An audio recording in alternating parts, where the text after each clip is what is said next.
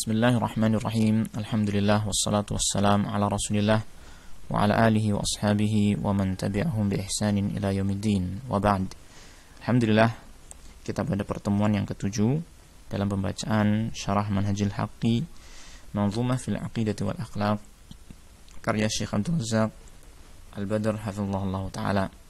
Pada kesempatan ini kita akan masuk pada halaman yang ke-16, yaitu penjelasan dari bait syair yang ketiga yang ditulis oleh Syekh Abdul Rahman As-Sa'idi rahimahullah ta'ala.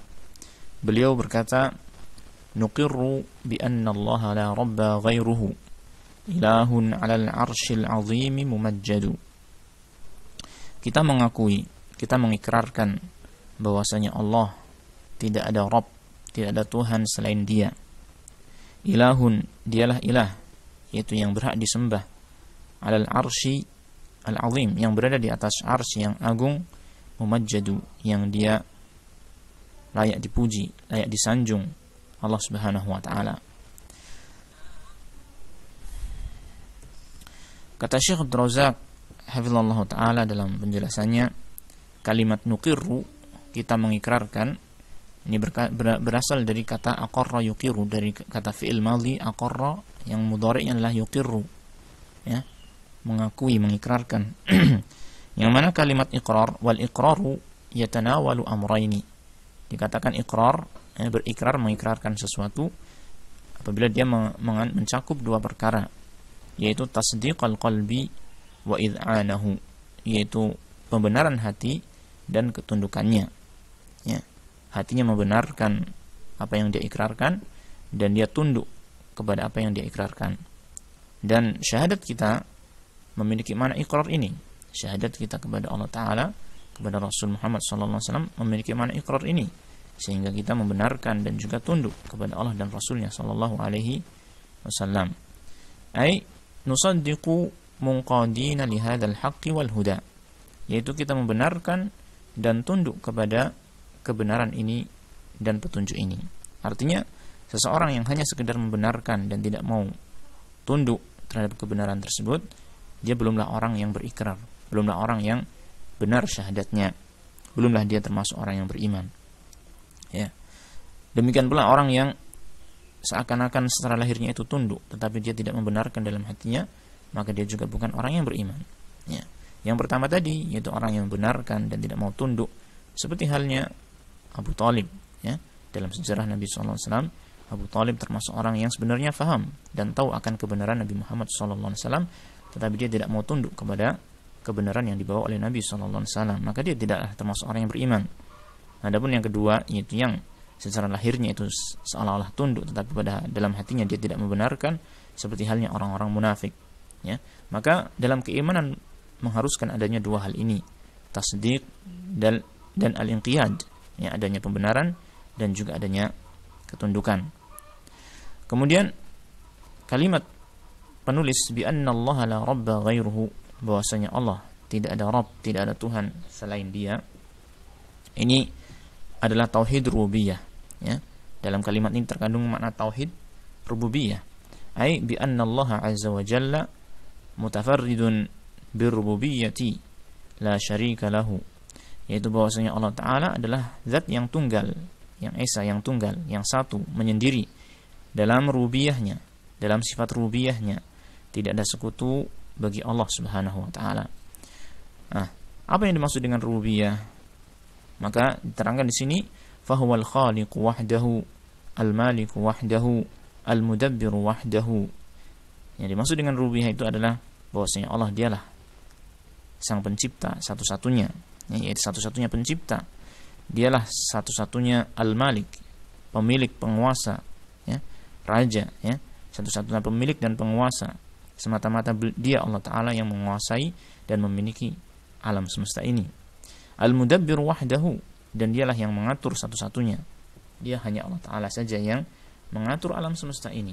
Segala sesuatu yang ada di alam semesta ini diatur oleh Allah Subhanahu wa Ta'ala, dan tidak ada sekutu bagi Allah Ta'ala, la syarika lahu fi syai'in min dzalik, tidak ada sekutu bagi Allah Ta'ala dalam sedikit pun dari hal itu semua, ya. Ini makna dari rububiyah, dan inilah makna tauhid rububiyah. Qala ta'ala, Allah Ta'ala berfirman dalam surat Al-An'am ayat 164, Qul aghairallahi abghi rabba wa huwa rabbu kulli syai'. Katakanlah, ini adalah perintah kepada Rasul Muhammad SAW. Katakanlah kepada mereka orang-orang musyrik, apakah selain Allah yang aku cari sebagai Rabb, sebagai Tuhan, padahal dia Allah Ta'ala, sedangkan dia Allah Ta'ala adalah Rabb kulli syai', Tuhannya segala sesuatu. Qala Ibnu Katsirin fi tafsirihi, Al-Imam Ibnu Katsir rahimahullah ta'ala berkata dalam tafsirnya menjelaskan ayat tersebut, yaqulu ta'ala qul ya Muhammadu lihaula'il musyrikina billahi fi ikhlasil ibadati lahu wa tawakkuli alaihi aghairallahi abghi rabba. Allah Ta'ala berfirman, qul, katakanlah, yakni ya Muhammad, wahai Muhammad, katakanlah lihaula'il musyrikin, kepada orang-orang yang berbuat syirik billahi, kepada Allah Ta'ala, fi ikhlasil ibadati lahu, dalam mengikhlaskan ibadah kepadanya, wa tawakkuli alaihi, dan dalam bertawakal kepadanya. Katakanlah kepada orang-orang musyrik itu, ya Muhammad, ya Rasulullah sallallahu alaihi wasallam, katakanlah aghairallahi abghi rabba, apakah selain Allah yang aku cari sebagai Rabb, sebagai Tuhan, ai atlubu rabban siwah, apakah aku mencari Rabb, Tuhan selain dia Allah Ta'ala, wa huwa rabbu kulli syai'in, sedangkan dia Allah Ta'ala adalah Rabbnya segala sesuatu, yurabbini, yang Allah Ta'ala itu telah mentarbiyah aku. Mentarbiyah yaitu ini membimbing dan menjadikan sesuatu dari nol sampai sempurna. Tarbiyah, dialah Allah Ta'ala yang mentarbiyah aku, ya, mengaturku, mengurusi aku, wa yahfazuni, menjagaku, wa yaklauni, memeliharaku dan mengawasiku, wa yudabbiru amri, dan mengatur seluruh urusanku. Ai la atawakkalu illa alaih, yakni maksudnya adalah aku tidak akan bertawakal kecuali hanya kepada Allah, karena dialah Allah Ta'ala satu-satunya yang mengurusi semua urusanku. Maka aku menyandarkan semua urusan, aku bertawakal hanya kepada Allah Ta'ala saja. Wala unibu illa ilaihi, dan aku tidak kembali kecuali hanya kepada Allah. Li'annahu rabbu kulli syai'in wa malikuhu, karena dialah Rabb, penguasa segala sesuatu, wa malikuhu, dan rajanya segala sesuatu, yang menguasai segala sesuatu. Walahul khalqu wal amru, dan dialah satu-satunya yang menguasai, yang memiliki al-khalqu, penciptaan, wal amru, dan perintah. Ya, inilah makna dari tauhid rububiyah. Yang di sini dari makna tersebut, ini Syekh mengisyaratkan juga kepada kita bahwasanya tauhid rububiyah ini, ya, menuntut kita untuk mentauhidkan Allah Ta'ala, mengesahkan Allah Ta'ala dalam tawakal kita kepadanya, dalam ibadah kita kepada Allah Subhanahu wa Ta'ala, dan itu nanti akan diterangkan oleh beliau pada kalimat-kalimat selanjutnya. Qala Syekhul Islam Ibnu Taimiyah, qala Syekhul Islam rahimahullah fi Majmu'il Fatawa. Syekhul Islam yang dimaksud adalah Ibnu Taimiyah rahimahullah. Jadi ketika para ulama menyebut kalimat Syekhul Islam secara mutlak tanpa ada keterangan lebih lanjut, maka biasanya yang dimaksud adalah Syekhul Islam Ibnu Taimiyah rahimahullah ta'ala. Beliau berkata fi Majmu'il Fatawa, dalam Majmu' Fatawa, ya, Syekhul Islam Ibnu Taimiyah mengatakan, war-rabbu huwal murabbi al-khaliqu ar-raziqu an-nasiru al-hadi.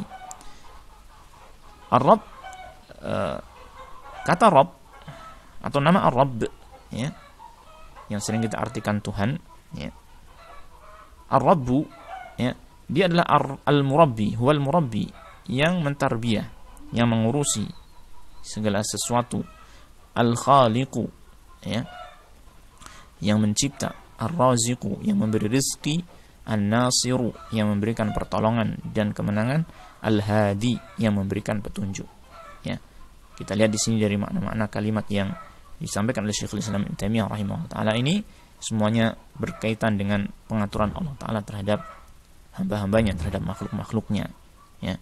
Semua kebutuhan Allah, semua kebutuhan makhluk, ya, dialah Allah Ta'ala yang mengurusinya, yang mengaturnya, yang menguasainya. Maka kata Syekhul Islam Ibnu Taimiyah, wa hadzal ismu ahaqqu bil ismil isti'anati wal mas'alati. Maka nama ini, nama Ar-Rabb, dia lebih berhak terhadap, yakni kata atau kalimat atau isim isti'anah, permohonan atau permintaan pertolongan dan permohonan. Maksudnya, yakni zat yang kita mintai pertolongan atau yang kita mintai kebutuhan-kebutuhan kita adalah zat yang menyandang nama Rabb ini, menyandang nama Rabb ini, yang dia adalah pencipta, yang memberi rezeki, yang mengatur, ya, yang memberikan petunjuk. Sehingga dari sini kita mendapatkan satu hikmah bahwasanya para nabi dan rasul alaihi wassalatu wassalam dalam doa-doa mereka banyak menggunakan kata Rabb. Kenapa? Karena inilah hikmahnya, yaitu nama ini itu sangat pantas, sangat sesuai dalam kaitannya dengan permohonan kita, dalam kaitannya dengan permintaan kita, karena dialah Allah Ta'ala Rabb yang menguasai segala sesuatu, yang mengatur segala sesuatu, yang mencukupi kebutuhan hamba-hambanya. Maka kita lihat, ya, para nabi berdoa dengan kalimat ini, Rabbana atau Rabbi, Rabbana hablana min azwajina, dan seterusnya, ya. Kita bisa dapatkan dalam Al-Quranul Karim doa-doa para nabi dan rasul alaihi wassalatu wassalam dengan nama ini. Baik. Untuk pertemuan 7 ini kita cukupkan sampai sini, ya. Kita belajar sedikit-sedikit dan kita tambahkan di akhir ini seperti biasa, yaitu menuliskan beberapa pelajaran dan kesimpulan yang kita dapatkan dari pertemuan yang ke-7 ini. Baik. Yang pertama kita tuliskan di sini, pelajaran yang pertama kita dapatkan dari awal penjelasan Syekh Abdul Razak bahwasanya ikrar, ya, itu mencakup dua makna. Mencakup dua makna, yaitu apa? Yang pertama adalah pembenaran dalam hati, ya. Yang kedua adalah ketundukan dengan anggota badan, ya. Sehingga seseorang yang beriman kita jadikan sebagai pelajaran yang kedua, ya, bahwasanya keimanan seseorang atau iman yang itu merupakan makna dari atau yang mana ikrar tersebut, yang mana ikrar adalah merupakan makna dari iman, maka iman harus mencakup dua hal itu. Iman harus mencakup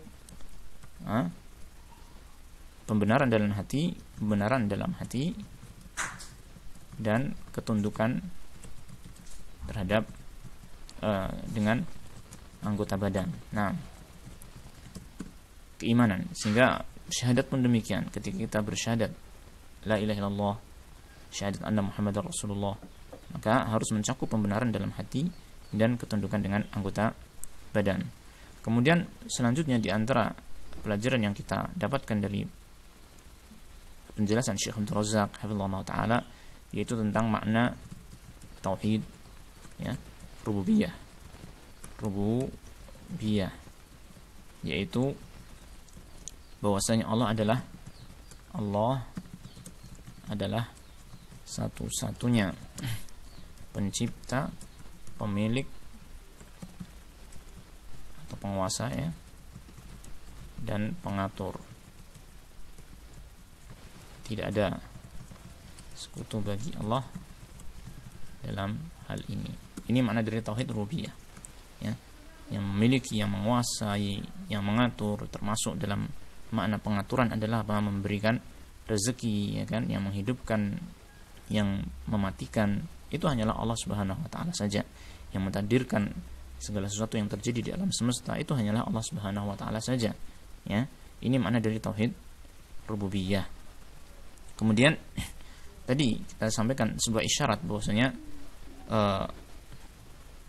zat yang memiliki sifat rububiyah ini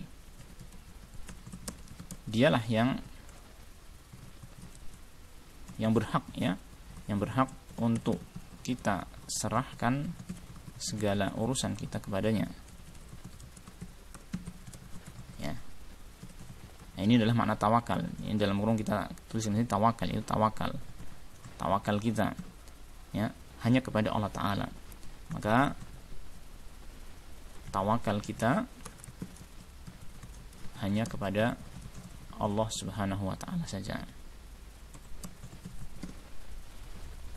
Jadi zat yang memiliki sifat rububiyah ini dialah yang berhak untuk kita serahkan segala urusan kita kepadanya, itu kita tawakal kepadanya, maka tawakal kita hanya kepada Allah Ta'ala saja. Dari sini juga nanti akan ada tambahan pelajaran dalam pertemuan yang akan datang, bahwasanya dengan demikian maka dialah yang berhak untuk kita ibadahi. Tidak ada satupun zat yang berhak untuk kita ibadahi kecuali hanya Allah Tabaraka wa Ta'ala saja. Baik, kemudian pelajaran yang kelima, bahwasanya nama Rabb, ya, nama Rabb, dia adalah nama yang sangat sesuai dengan permintaan tolong dan permohonan hamba. Sehingga kita dapati bahwa para nabi dan rasul seringkali berdoa dan memohon kepada Allah dengan menyebut nama ini. Ya, ini. Dan ini merupakan satu hikmah yang mestinya kita ketahui, bahwasanya para nabi dan rasul alaihi wassalatu wassalam dalam doa-doa mereka banyak menggunakan nama Rabb, karena memang inilah nama yang sesuai, ya, dalam keadaan kita ketika meminta pertolong dan memohon kepada Allah Subhanahu wa Ta'ala. Jadi ketika kita memohon kepada Allah yang memiliki nama Rabb, maka sudah tepat bahwasanya dialah yang mampu untuk memberikan apa yang kita mohon, yang bisa memberikan pertolongan kepada kita, ya. Ini beberapa faedah yang bisa kita tuliskan dan kita pelajari dalam pertemuan kita kali ini, pertemuan yang ke-7. Insyaallah kita akan lanjutkan pada pertemuan berikutnya, pertemuan yang ke-8 biiznillah tabaraka wa taala. Kita akhiri, wassallallahu wassalam ala nabiyina Muhammad walhamdulillahi rabbil alamin.